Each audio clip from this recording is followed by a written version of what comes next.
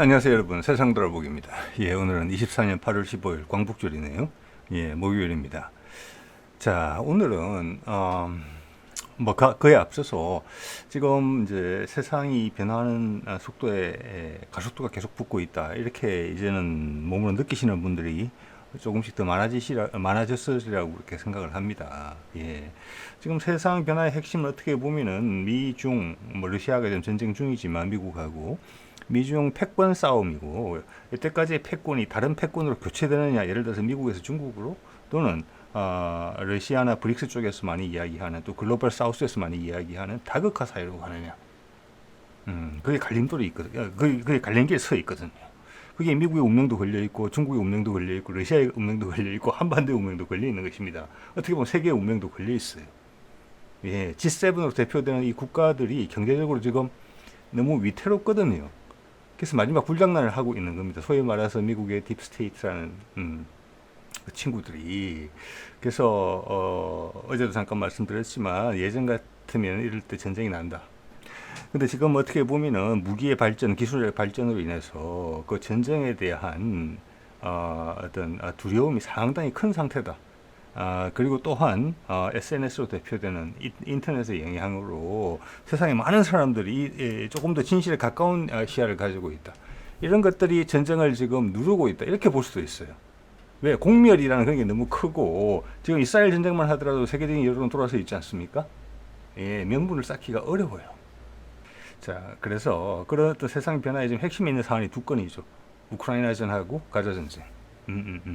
그 양국의 지도자 네타냐후와 젤렌스키가 있는데, 오늘은 이 두 사람을 약간 다른 각도에서 세상 돌아보기 돌려보겠습니다. 약간 다른 각도에서 보면서 세상의 흐름을 좀 더 입체감을 좀 가져보는 그런 시간. 그리고 윤석열이 이 그룹에 올라타려고 한다. 이건 짐작이지만 그런 생각도 좀 말씀드려볼까 합니다. 자, 한번 해보겠습니다. 네. 자, 네타냐후죠. 자, 말씀드린 대로 세계적 여론은 되게 불리해요, 현재. 이런 게 이제 크게 뒤에서 잡아채는 미국의 딥스테이트나 이스라엘 로비스트에 대해서 미국이 그래도 이건 아닌 것 같은데, 이런 생각을 하는 이유가 저는 된다고 봅니다. 미국 힘 자체가 많이 떨어져 있죠. 예전에 이라크 전쟁 같은 거 보세요. 후세인을 가서 잡아서 대량 살상 무기가 있다는 이유로 공격을 해서 그 60만 명의 민간인이 살상될 정도로 무자비하게 그때 공격했었거든요. 지금 같았으면 여러 군데서 말이 많이 나왔을 거예요. 그렇게 하지도 못하고 민간지역을 그냥 폭격했으니까. 쉽게 말하면 2차 세계대전 때 일본 도쿄 대공습, 또 내지는 독일에 행했던 큰 공습들, 거기는 아시다시피 원자탄 이상의 피해가 났던 그런 공습들이었거든요. 그런 거를 현대판으로 했다고 보시면 돼요. 이라크에서 2, 30년밖에 안 됐잖아요, 지금. 2, 30년도 채 안 됐잖아요. 그래서 그런 부분이 이제 상당히 불리하다. 그렇지만 이스라엘이라는 이 조그만 나라가 미국에 가진 행하는 영향력은 엄청나게 크다. 뭘 통해서? 유태인 로비스트를 통해서. 그들은 군산복합체하고 연결되어 있고 금융권하고 연결되어 있다. 저는 그렇게 봅니다. 모든 유태인이 그런 건 아니죠. 미국에도 보면은 젊은 유태인들하고 나이 든 유태인들은 많이 입장이 다릅니다. 어쨌거나 젊은 유태인들이 백악관의 영향력을 행사하는 위치에 있지는 않겠죠.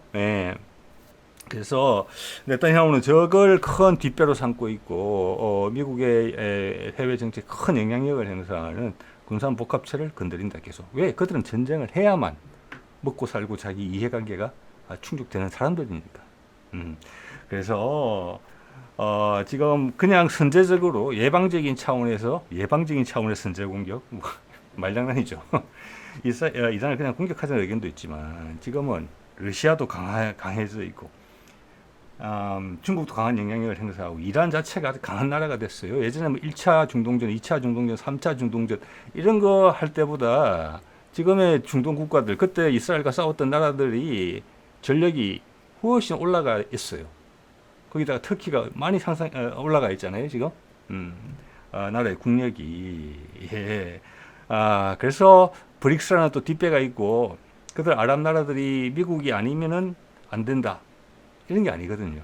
중국이라는 초이스도 있고 러시아라는 초이스도 있기 때문에 미국이 선제 공격을 하기엔 저는 솔직히 어렵다고 봅니다. 군사력도 미국도 약해졌기 때문에 미국의 군사력도 프랑스, 뭐 영국의 군사력과 비슷한 물론 훨씬 강하지만 전체적인 패턴이 지난 수십 년간 아주 자기들보다 한 등급이나 두 등급 낮은 나라들하고 전투하는데 시스템이 맞춰져 있는 그런 군 구조가 되어 있거든요. 전면전이 아니라. 근데 이란과 전쟁을 한다 그러면 전면전을 각오해야 되고 확전을 각오해야 돼요. 주변에 다른 나라더라고. 네. 자, 그런 부분이 힘들기 때문에 이란이 지금 보복을 해주길 바라죠. 하마스 지도자를 테헤란에서 암살함으로써 촉발된 위기. 이란이 경고했죠. 보복한다고. 할 만한 사안인데 그걸 지금 며칠 사이에 발생한다는 일이 지금 시간이 길어지고 있어요. 예, 이거는 러시아랑 똑같습니다. 러시아가 계속 찝쩍거리잖아요. 예, 예. 계속 찝찝거리고 이번에는 뭐 쿠르스크까지 진군까지 했는데 흥분하지 않고 있잖아요. 적절히 보복 공격 정도만 하고 있잖아요. 이것은 미국 대선하고 크게 상관이 있다. 예, 앞으로 뭐 2, 3개월밖에 안 남았잖아요. 그래서 이란도 그 큰 흐름에 같이 타고 있다. 이야기가 조율되고 있다. 그래서 네타냐후는 어떻게 생각하면 선제 공격을 할 수도 있겠다 이런 생각이 들어요. 예방적 선제 공격이라는 차원에서 미국의 뜻과는 다르게 그런 불장난을 지금 할 수 있는 상황이에요. 왜냐 이 가자 전쟁이 없었으면은 네타냐후는 정치적으로 궁지에 몰려 있었기 때문에 이렇게 부패 스캔들도 있고 해서 지금까지 총리직을 수행하고 있으리라는 보장이 없었어요. 전쟁 때문에 총리직을 수행하고 있는 거예요 지금. 그들이 밀고 있는 거는 이스라엘이 지금 많이 위축된 부분을 팔레스타인 문제를 해결하기 위해서는 이스라엘이 커져야 된다. 팔레스타인을 다 몰아내고 그래서 중동의 강자가 돼야 된다. 주위에서 꼼짝도 못할 정도로. 혼자 힘으로 안 되지요. 인구 1,000만도 안 되는 나라에서 미국의 힘을 빌려서 코를 풀겠다는 거예요. 그게 이제 팍스 이스라엘리아라고 말할 수도 있겠죠. 그게 그들의 계획이에요. 상당히 무모하지요. 예. 그렇지만 그걸 밀어붙이고 있어요. 그래서 덕분에 전 세계 기독교인들이 기독교의 본산이 이스라엘이고 원래 이스라엘의 민족 종교이잖아요. 그게 세계화된 게 지금의 기독교란 말이에요. 여러 가지 갈라지면서 그래서 이스라엘 사람들은 뭐 구약을 믿고 신약을 안 믿는다 이런 말들 들어보셨을 겁니다. 왜냐하면 신약은 이스라엘의 민족 종교를 인구 1,000만도 안 되는 그들의 종교를 세계화시키는 과정에서 윤색이 된 거거든요. 신약. 그게 우리가 교회에 가서 보는 여러분의 대부분의 성경이라고 생각을 합니다. 자, 거기가 대혼란이 왔어요. 왜? 이스라엘은 미워할 수 없는 국가거든요. 성경에 그렇게 묘사가 되어 있기 때문에. 그런데 그들이 하는 행태를 보서는 겁도 없이 나대는 그런 행동들을 하고 있죠. 예. 자, 그리고 문제가 이제 트럼프가 가자 종식을 원한단 말이에요.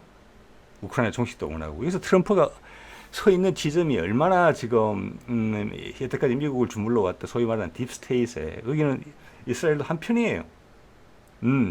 그거와 대척점에 서 있는지를 알 수 있어요.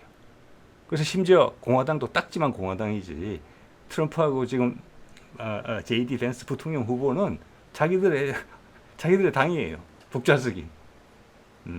대권을 영향력을 행사하기 위해서 지금 공화당의 이름 속에 위장망을 쓰고 들어와 있는 그런 상황이라고 보셔야 돼요. 자, 그래서 이거 네타냐후가 거기에서 큰 위기의식을 느끼고 있을 것이다. 그럼 암살 시도 충분히 일어날 수 있는 일이다. 이 분위기를 봤을 때 트럼프의 등장, 그가 던지는 발언이 주는 위기감. 네타냐후 바로 날아가야 되는 거니까. 가자 전쟁 끝나면. 그래서 가자 전쟁 하마스의 공격을 알면서도 공격을 이미 제보받았음에도 불구하고 이집트에서 일부러 방관했죠. 그리고 민간인 피해가 일어나도록 더 커지도록 불을 붙였죠. 심지어 이스라엘군도 동참했죠. 그리고 이 확정으로 들어간 겁니다. 이 기회에 몰아내겠다. 자, 전쟁이 끝나면 죽는다. 전쟁이 어떻게 끝날 수 있느냐? 트럼프가 공언한 것처럼. 트럼프가 되면 빨리 끝난다. 엄청나게. 자, 네타냐후는 수단 방법 가리지 않고 트럼프가 대통령이 되는 것을 막고 싶을 겁니다. 예. 자, 이렇게 있죠. 좀 전에 말씀드린 내용이고, 이거는 이제 이란이 보복을 하겠다고 공언을 했던 그 내용을 다뤘던 내용인데, 지금 이란은 되게 침착한 대응을 하고 있고, 러시아와 조율을 하고 있다. 왜? 러시아랑 같은 입장이에요. 지금 미국의 딥스테이트는 러시아도 확전해라 제발. 계속 신경을 건드려서 흥분해서 폭발해라. 음. 지난번에 뭐 1000km 이상 드론을 보내가지고 거기 전략 폭격기를 폭파했잖아요. 10중 8구는 스웨덴에서 날아갔다. 노르웨이나. 그러면 나토군이 공격한 거예요. 나토가 러시아를 공격하고 러시아가 나토군에 반격을 하게 되면 나토군 전체하고 전쟁을 해야 돼요. 그게 나토 동맹 체제지 않습니까? 근데 그걸 애써 넘어갔죠, 그냥. 그러자 이번에는 다시 쿠르스크 진군이 발생을 하죠. 러시아 본토를 공격해서 진격을 한 거예요. 지금 러시아가 우크라이나전을 보는 시각은 이렇습니다. 우크라이나 내전이 있었다. 그죠? 거기 러시아로 들어가고 싶었던 세력들이 있잖아요, 지방이. 거기에 대해서 부당하게 우크라이나군이 공격을 했다. 그래서 우리가 러시아군을 보내서 그들을 지켜주기 있다. 그래서 스페셜 아프레이션이라고 하는 거예요. 밀리터리 아프레이션이라고. 전쟁이라고 하지 않고. 그래서 전쟁은 그 안에서 그 우크라이나 국토 안에서 벌어지고 있는 거예요. 현재는. 예전에는 돈바스 전쟁이라고 불렸죠. 그게. 예. 그래서 상황에 따라서 뭐 세바스토폴도 공격하고 안에도 공격하는 모양새를 취했지만 전쟁을 하다 보면 그럴 수도 있지 차원에서 참고 넘어가는 건데 러시아가 이번에는 러시아 본토로 진격을 했거든요. 엄청나게 큰 문제예요, 이거. 이거 3차 세계대전 바로 갈 수 있는 그런 사안이에요. 예. 그래서 우크라이나를 지금처럼 지구전을 통해서 내지는 어떤 소모전을 통해서 땅 따먹기 식으로 왔다 갔다 하면서 크게 진군을 안 하거든요, 러시아군이. 이제 여러분도 다 아시잖아요. 우크라이나군은 러시아군의 상대가 못 돼요, 지금. 병력도 없고 50만 명 이상 이미 전사했어요. 우리나라 전체 병력이 다 전멸했다고요.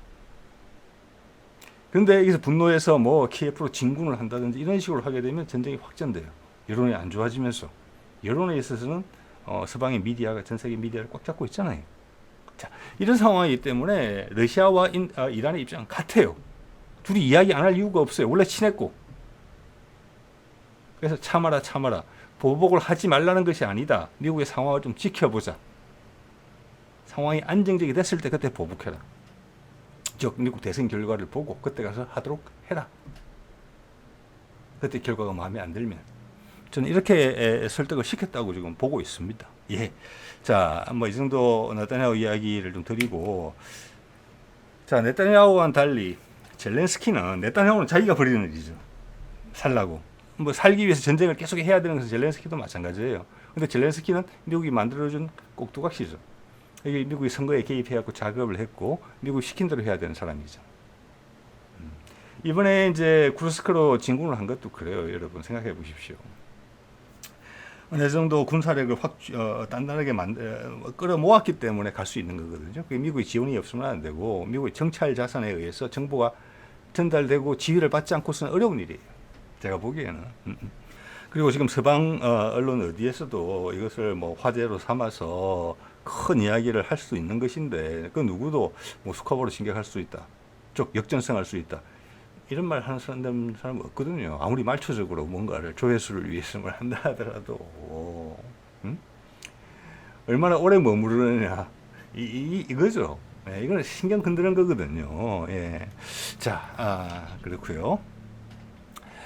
이거가 이제 오늘 내용의 가장 핵심적인 부분은 젤렌스키에 있어서 젤렌스키가 사실 임기가 만료됐었어요. 금년 총과 작년 말인가 뭐 그럴 거예요. 예. 그런데 지금 위기 상황이라는 이유로, 다른 말로 하자면 계엄령이나 뭐 이런 이유로 인해서 선거를 안 했어요. 그리고 대통령직을 수행하는 거예요. 근데 이 전쟁을 이길 수가 없거든요. 그 말은 전쟁이 끝나게 되면은 젤렌스키는 감옥 가지 않으면 다행이에요. 길거리에서 맞아 죽지 않아도 다행이에요. 전쟁이 있어야만 실권을 잡고 움직일 수가 있어요. 희한한 상황에 처해 있는 거예요. 네. 그래서 네타냐후는 좀 다른 이유로 전쟁이 지속돼야만 이 얼굴을 계속 볼 수 있는 거예요. 자, 전쟁이 난다. 그래서 제가 여기서 윤석열 얘기를 하고 싶은 겁니다. 윤석열은 지금 이제 아무리 강력한 지지자 그룹이라도 이제는 뭔가가 이상하다고 느낄 겁니다. 그죠? 그가 어떻게 보면 국정조사를 계속 반대하고 있지만 한번 반대할 때마다 쌓이는 데미지가 있어요. 잔매를 계속 맞고 있어요. 왜냐 계속 새로운 사실이 나오고 옛날에 의혹이다. 정치적으로 모함이다 했는데 그게 하나씩 계속 사실이죠. 그럼 지금 어느 정도 한국 사람들이 바보가 아니잖아요. 어느 정도 임계치에 도달하면은 다른 부분도 다 맞구나. 사실이겠구나. 그렇게 되는 거예요. 지금 그렇게 하고 있는 거잖아요.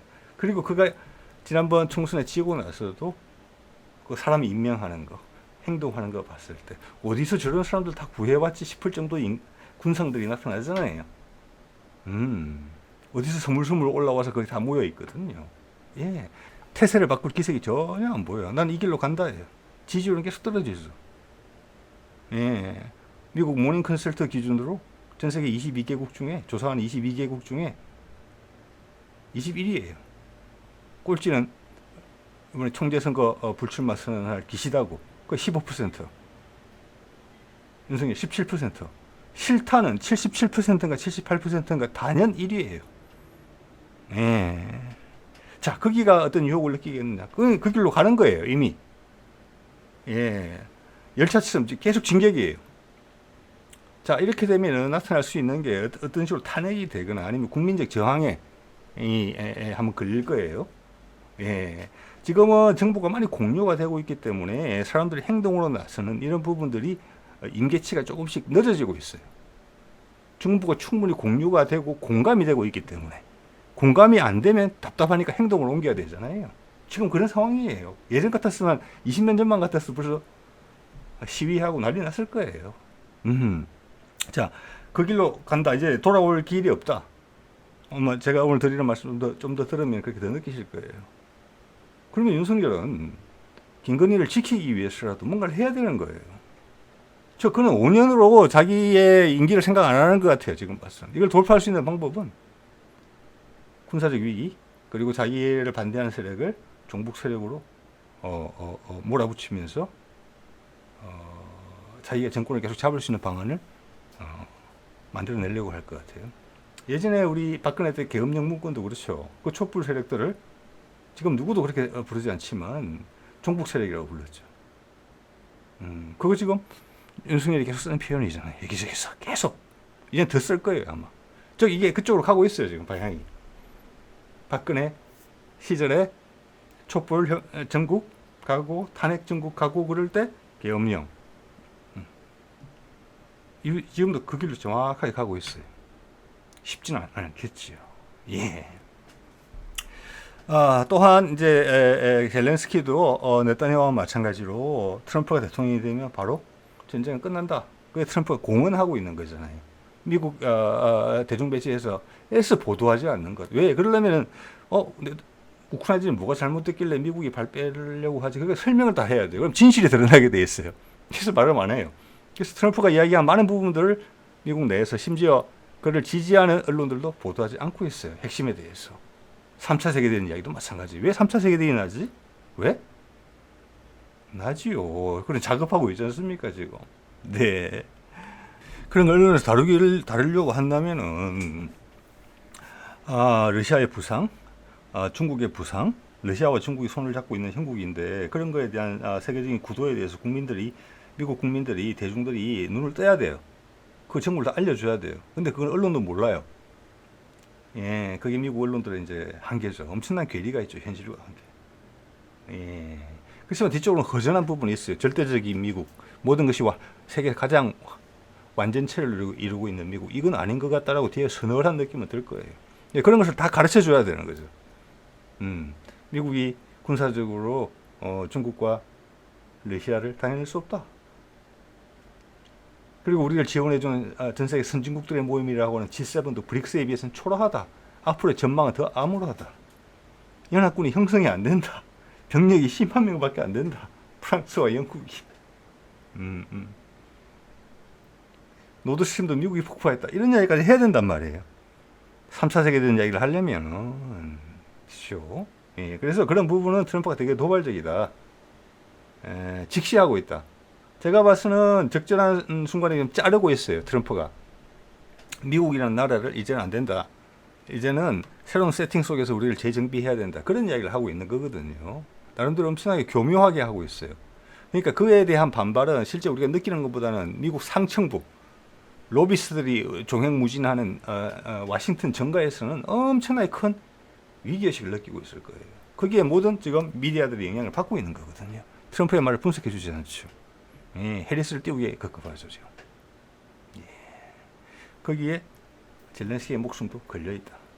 네. 자, 미국이 빠져나가면 젤렌스키는 어떻게 되느냐. 현재 미국에서는 미국의 전쟁이라고 생각 안 하고 우크라이나 전쟁이라고 보고 우리는 지원한다고 이야기하고 있잖아요. 그럼 빠져나갈 때도 네가 잘못해서 졌네.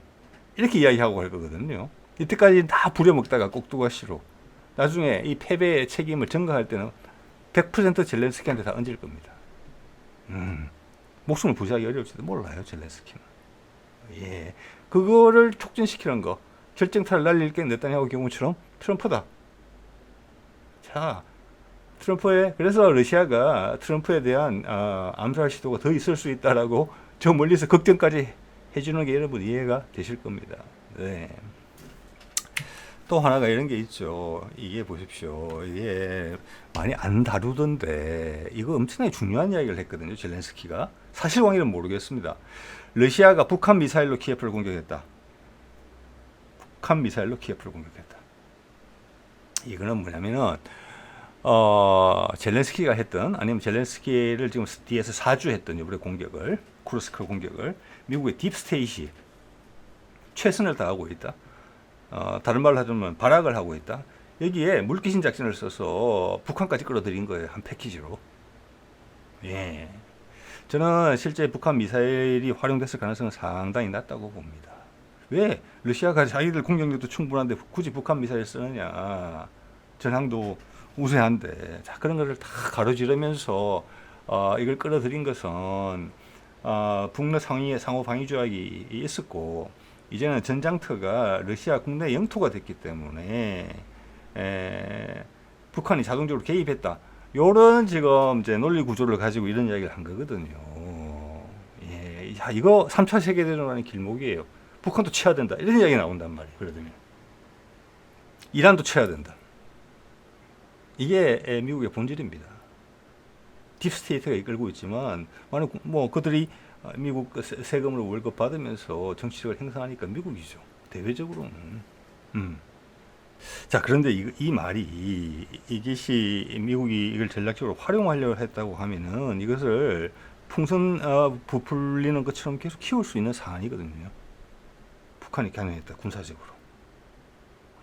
어떤 뭐 간접적 증거든 직접적 증거든 아니면 뭐 가짜 정보를 이용해서 부풀릴 수 있어요. 이게. 근데 나온 지가 지금 4, 5일이 됐는데 이 이야기는 더 이상 번지고 있지 않아요. 이러고 말았어요. 젤렌스키의 표현으로 되고 말았어요. 즉 이것은 미국이 여기에 대해서 북한이 관여된다는 걸 상당히 부담스럽게 느낀다는 거예요. 북한을 우리가 지금 안 좋은 환경에 처해 있을 때 그걸 분쟁을 만들어 가지고 내가 이 위기를 탈출하는 돌파구로 삼기에는 버거운 나라다라는 인식이 깔려 있다고 저는 감히 생각을 합니다. 예, 이게 되게 좋은 소재거리거든요.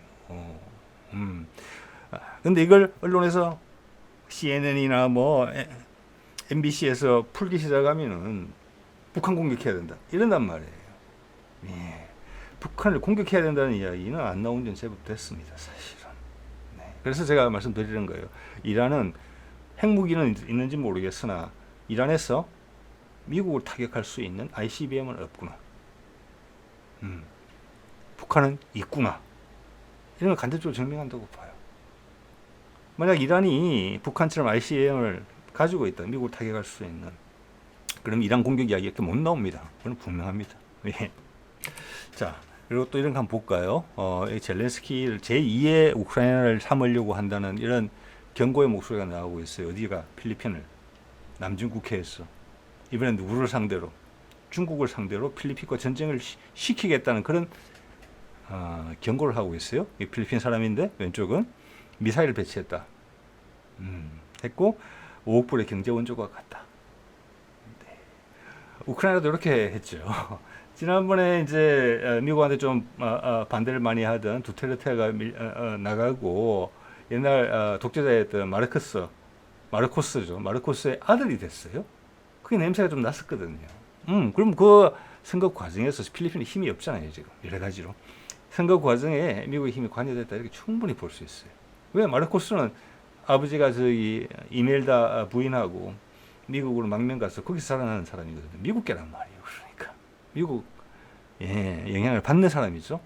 그가 대통령을 만들어 놓고 이런 짓을 벌였단 말이에요. 그리고 거기에 있는 두테르테가 나가라고 했던 미군 기지를 다시 불러 모아 다시 이제 들어와도 된다 이래 된 거죠. 그래서 지금의 그 마르코스의 아들 대통령이 젤렌스키랑 비슷한 상황이 있다. 이번에는 적이 러시아가 아니고 중국일 수가 있다. 남중국해에서. 또 미국의 대리전을 할지 모르겠다. 이게 이런 내용이에요. 자, 그래서 제가 예전에 정치논평 165편에서 이렇게 말씀드린 바가 있습니다. 이게 우크라이나 전쟁이 미국의 프락치 전쟁이라는 거, 미국의 대리 전쟁이라는 거, 미국의 전쟁이고 미국이 돈 다 대줘서 하는 거죠. 국방비 무기만 주는 게 아니고 우크라이나를 먹여 살립니다. 우크라이나 관리의 월급도 여기서 나와요. 우크라이나 의료보험도 미국에서 지원해주는 돈에서 나오는 것이고. 자, 이게 처음이신 분들은 이걸 한번 보셔도 좋을 것 같아요. 자, 한꺼풀만 벗기면은 다 확인되는 내용들인데 언론에서는 절대 보도하지 않죠. 자, 우리 윤석열로 이제 한번 이야기를 옮겨볼게요. 여기 보면은 지금 윤석열의 행보가 상당히 수상하거든요. 총선이 끝나고 방향을 바꾸지 않았어요. 가던 길을 더 강하게 지금 절벽을 보고 또는 낭떠러지를 보고 강하게 가속 페달을 밟고 있는 상황이거든요. 그러면서 벌어지는 일들을 볼까요? 5월 달에 대북 전단 탈북 단체에서 보내기 시작했죠. 계속 오물풍선 날라오기 시작했죠. 그랬더니 남북 군사 합의 파기했죠. 확성기 방송했죠. 북한이 또 난리죠. 군사적 긴장을 고조시키겠어요. 우리가 선제적으로. 자, 이거는 미국이 지금 정권 교체기에 있다. 미국이 남한을 감시한단 말이에요. 남북한의 긴장 고조를 초래할까봐. 왜 윤석열은 대통령이 되기 전에서부터 그랬잖아요. 북미 종전선언의 분위기를 비판하면서 종북 세력이라고 비하하면서 그랬거든요. 미국이 요새 계속 견제했잖아요. 그래서 제가 윤석열 정부 들어서서 미국과의 군사 교류가 많이 강화된 게 훈련이 많이 하는 것은 사실은 남쪽을 감시하기 위한 것이다. 왜? 북한의 현실적인 위험으로 강력하게 인식을 하고 있기 때문에 그래요. 그래서 그 바이든도 한 번도 북한에 대해서 남북한 발언을 한 적이 없습니다. 바이든은 희한한 짓 많이 했잖아요, 지금. 우크라이나 사람들 지금 50만 명을 죽인 거예요. 나라를 완전히 박살내놓고. 그래놓고도 지금 식지 않은 에너지를 가지고 여러 가지 일을 벌이고 있잖아요. 근데 한반도에서 북한을 자극하는 것은 하지 않았어요. 그리고 또 이제 하나는 윤석열의 담담한 정치 지형이죠. 갈수록 더 안 좋아질 거예요, 아마. 왜? 이 의혹들이 계속 뭐라고 할까, 국정조사 반대할 때마다 새로운 사실들이 밝혀지면서 이빨이 더 많아져 가거든요. 그럼 지금 깔려있는 다른 의혹들도 사실이다. 더 많이 나올 것 같다. 그리고 많은 사람들이 각 부분에서 제보를 엄청나게 하고 있어요. 그게 바뀌는 큰 부분입니다. 더 많은 것들이 나올 수 있을 거예요. 좀 더 밀리게 되면은. 그래서 이거는, 근데 그가 지금 정치적 행보를 바꾸지를 않거든요. 그리고 같은 검찰 출신의 한동훈을 당대표로 만들어 놨잖아요. 김건희도 살아야 될 거잖아요. 지금 같은 상황이면 5년 임기를 채우더라도 그 뒤는 바로 감방이에요.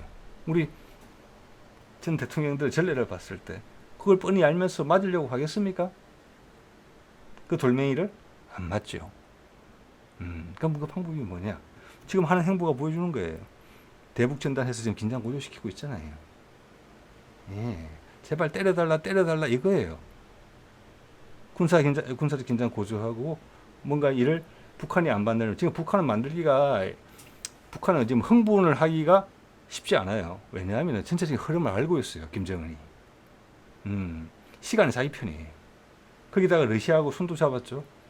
에너지 문제 이런 건 해소될 거예요, 기본적으로 당장. 거기다가 북러 상호 방위 조약을 했기 때문에 러시아가 여기에 대해서 관심 사안이에요. 한반도에 긴장이 생기면 러시아가 들어와야 돼요. 그럼 윤석열 입장에서는 러시아하고 싸워야 돼요. 그럼 미국이 러시아하고 싸워야 돼요. 우리는 한미 상호 방위 조약이 있으니까. 자, 훨씬 더 어려워진 거예요. 남북한의 긴장이 고조되기가.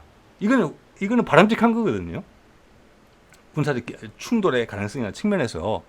근데 윤석열은 지금 낭떠러지를 보고 계속 달리고 있는 거예요.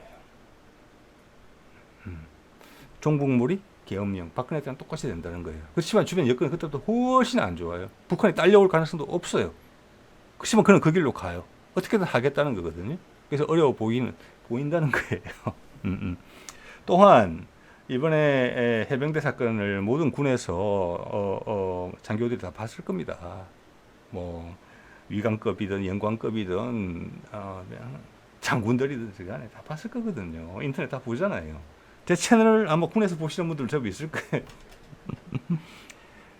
군이 움직여줘야 돼요. 계엄령을 하려면은. 예, 이게 되겠느냐? 특히 해병대 사건 그것 때문에 군의 윤석열에 대한 지지도, 충성도는 모르겠습니다만은 군이 이렇게 하자라고 해서 대통령이 이렇게 하자 저렇게 하자 해서 청와대 대통령실에서 안보보좌관하고 국방장관이 이렇게 하자 저렇게 하자 했을 때 쉽게 딸려오지는 않을 거라고 봅니다. 지금 방향이 그렇게 가고 있어요. 즉 이것은 윤석열 호가 지금 상당히 이성을 잃었다.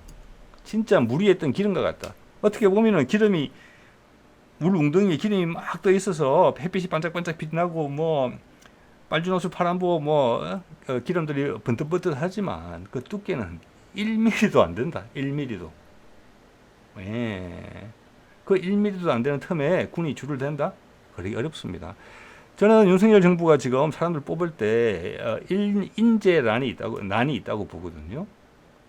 자기들이 원하는 코드에 맞는 사람, 역량 있는 사람 뽑으려고 하면 안 온다고 하는 경우가 상당히 많았을 거라고 봅니다. 그래서 지금 나올 친구들은 다 나왔어요. 최근에 그 이진숙 포함해서. 자, 그래서 그거는 어떻게 보면 소득이죠. 그 친구들만 거의 다 나왔구나. 언론계에서도 있죠. 여기저기서. 예. 그거 한번 싹 청소하면은 우리는 괜찮은 거예요. 그거 청소할 수 있는 나라가 이 세상에 없어요. 미국의 딥스테이트 어떻게 뽑아내겠습니까, 여러분? 응? 트럼프도 죽이려고 하잖아요. 근데 우리는 알아서 다 나와 있잖아요. 바깥으로 지금 쫙. 그리고 지금 윤석열은 비현실적인 방향으로 지금 온몸을 던지고 있는데 이것 때문에 큰 위기, 큰 공포심이 초래될 가능성이 있다고 봅니다. 예. 그래서 그렇지만 저는 걱정을 좀 덜 하는 게 충돌이 있을 수도 있어요. 충돌 실제적으로 희생자가 나올 수도 있어요. 그렇지만 이게 더 큰 전쟁으로 가기는 어려울 거다. 왜? 미국도 반대하고 있고 북한에는 러시아가 들어와 있어서 조율하기 때문에. 예. 그래서 이 한반도의 상황은 우크라이나전이 어떻게 끝나느냐와 연동이 되어 있다는 말씀을 제가 계속 드리고 있는 거예요. 심지어 그 험하게 했던 바이든도 종전선언 매년 검토했다는 말씀을 제가 여러 번 드렸잖아요. 자료들을 증거를 제시하면서 트럼프는 그걸 끝내겠다는 거죠. 그러니까 어떻게 보면은 네타냐후, 젤렌스키, 윤석열 같은 거예요. 우리는 지금 하고 싶어 하죠 지금. 근데 할 수는 없게 되는 거예요. 왜? 러시아와 미국이 전쟁을 해야 되는 건데 한반도에서 그러면은 그들은 지금 화해할 가능성이 높단 말이에요. 트럼프가 되면. 자, 트럼프가 한 방에 당선만 되면은 네타냐후, 젤렌스키, 윤석열을 한 방에 보낸다는 거예요. 셋 다. 왜? 윤석열이 불장난할 수 있는 그 여지가 완전히 없어지거든요. 그러면 정치적 위기에 있는 그 모든 걸 다 맞아야 돼요. 그는 젤렌스키처럼 하고 싶을 것 같습니다. 계속 위기 상황을 가서 나라를 진흙탕으로 만들어서 대통령 선거고 뭐고 간에 일단 내 목숨 부지하는 게 중요하다는 그런 공포 분위기로 가서 자신이 장수할 수 있는 또한 김건희가 다치지 않을 수 있는 이런 체계를 만들려고 할 것 같아요. 근데 그들의 지금 정치적으로 보여준 역량을 봤을 때 그것은 아주 희한한 나라를 진짜 한 100년 정도 후퇴시키는 그런 일이라고 봐지지요. 어쨌거나 그런 충격판 한번 올 것 같다. 그냥 갈 스타일이 아니다 지금 이게. 떨어지면 죽을 줄 알면서 돌진이다. 그 과정에서 큰 위협에 대한 공포심이 우리한테 불러일으킬 수는 있다. 그렇지만 그게 현실화되지는 않을 것이다. 크게. 예, 저는 그렇게는 봅니다. 예. 자, 볼까요? 예. 아까 말씀드린 거 정리하는 셈이죠. 북러 상호 박이 조약이 있기 때문에 한반도에서 군사적 긴장을 고조하기가 예전보다 훨씬 어려워졌어요. 그리고 미국이 아까 제가 이란에 대해서 말씀드렸지만 북한에 대해서 험한 소리를 안 하는 게 북한은 진짜 미국한테 ICBM을 쏠 수 있는 나라라고 생각하거든요. 미국이 북한에 한 짓도 있고.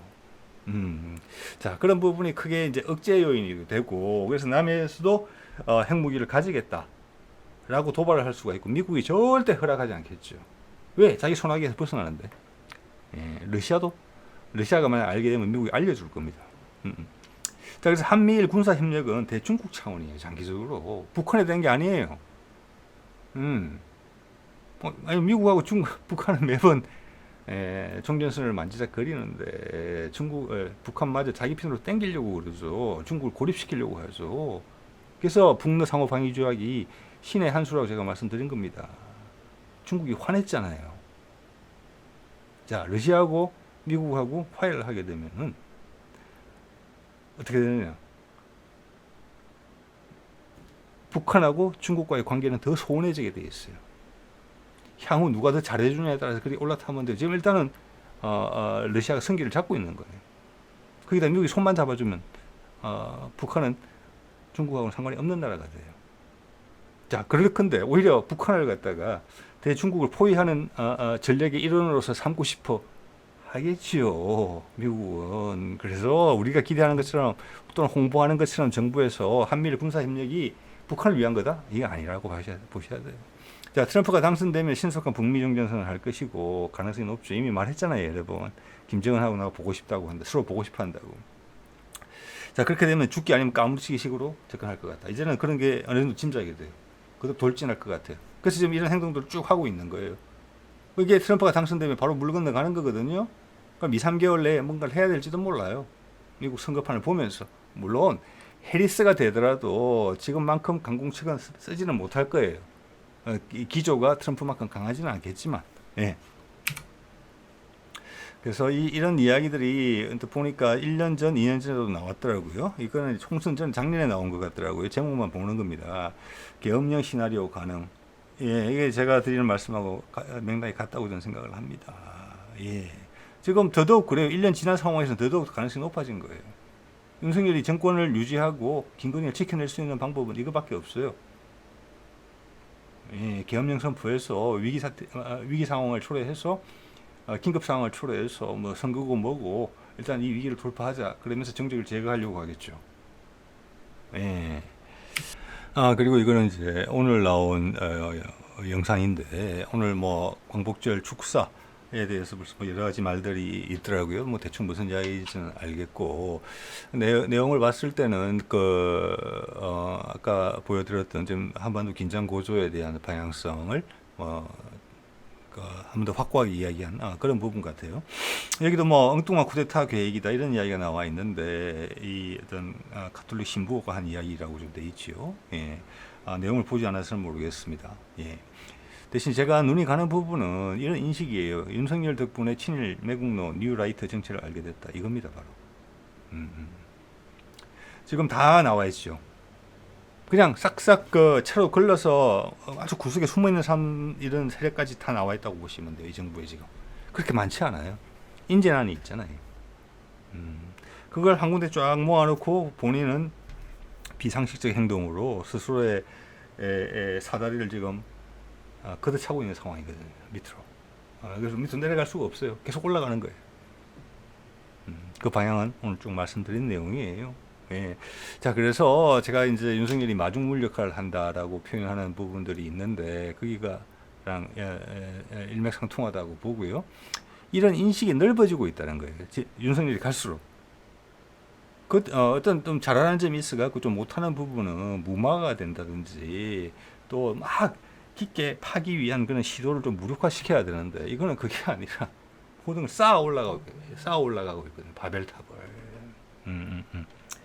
자, 이 함세홍 신부의 예전에 다른 표현들도 제가 가끔 본 적이 있습니다. 이렇게 제목만 보는데요. 그의 인식의 폭이 좀 넓어지고 있다는 걸 느끼게 되고, 이것은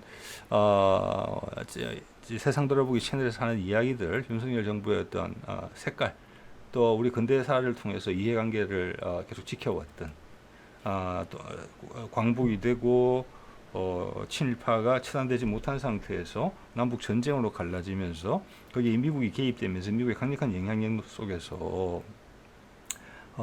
우리가 경제 성장을 해오면서 되게 왜곡된 틀에서 우리가 잘 견뎌냈죠. 그리고 싸우면서 자, 그 과정을 통해서 끝까지 지금 최후의 궁지까지 몰린 세력이 윤석열 정부로 탄생한 것이다.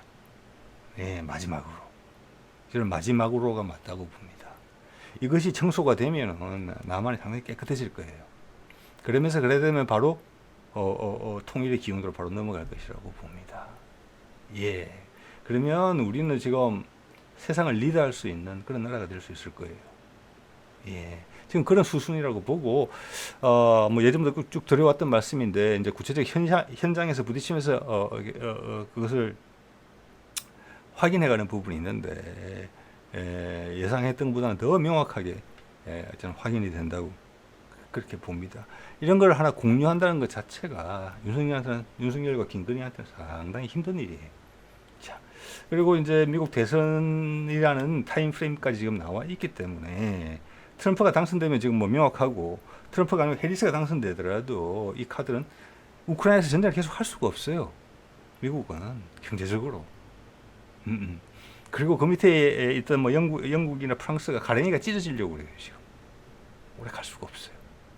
그리고 러시아와 중국의 관계가 좀 더 어쩔 수 없이 더 공고해지면은, 브릭스를 좀 더 키우게 되면은 당장 키울 수 있어요. 브릭스 들어오겠다는 데 많아요. 미국은 붕괴예요. 그럼 전 세계가 힘들어지잖아요. 큰 축이 하나 빠져나가면. 그래서 조율을 하고 있는 거예요. 푸틴이 그 일을 하고 있다고 저는 봅니다. 예. 그 과정에서 윤석열은 어떤 행동을 하더라도 고립될 거예요. 지금 그거 선택한 방향은 이제 분명하거든요. 고립될 거예요. 누구도 구해주지 못해요, 그를. 예. 그리고 그의 밑에서 지금 스물스물 올라와 있던 그 세력들도 마찬가지죠. 네. 자, 오늘 이 정도 하겠습니다. 네.